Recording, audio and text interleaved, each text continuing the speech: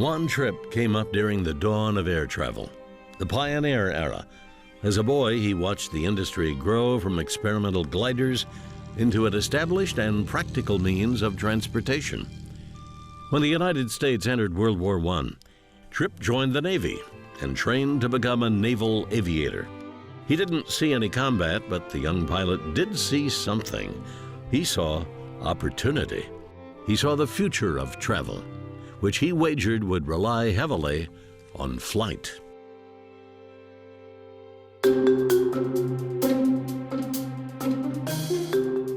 In the early 1920s, Trippe created an air taxi service catering to upper elites. It was short-lived, but with the help of some friends from Yale, Trippe invested in an airline called Colonial Air Transport. Colonial Air Transport won the first airmail contract between New York City and Boston. 2 years later, in 1927, Trippe arranged a merger between Colonial Air Transport and two other airlines. It was the beginning of a company that would set the gold standard of commercial aviation, a company that would shape the air travel we know today, Pan American World Airways.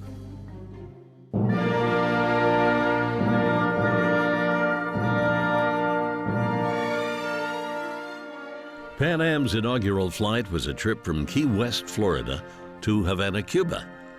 There would be little slowing down from there. Trippe kept his company always at the forefront of aviation's rapid evolution. In the 1930s, he set his sights on the Boeing 314 Clipper, giant flying boats, affectionately nicknamed the Yankee Clipper. He brought several into service for Pan Am, which helped establish some of the first global routes. The Yankee Clipper, coming down on Southampton water, officially inaugurates the North Atlantic airmail service. Mr. Trippe, president of Pan American Airways, is one of the passengers. By the end of the decade, Pan Am was the largest airline company in the world. Trippe continued its expansion during the Second World War. And in the years after, he began to envision something that would revolutionize the industry, the so-called tourist class. Trippe's idea was to make international travel affordable. He wanted air travel for all. And in the early 1950s, Pan Am started introducing significantly lower fares. Next, Trippe sought out jet engines, recognizing their grand potential. Pan Am became a leading champion of the new technology, bringing several Boeing 707s into service in the late 1950s.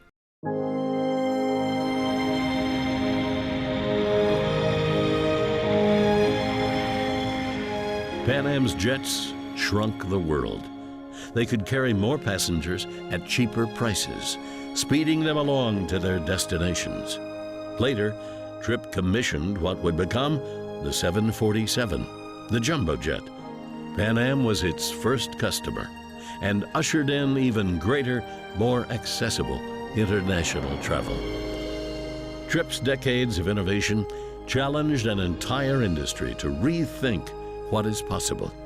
He fathered some of its most important evolutions, giving aviation the future he saw all those years ago.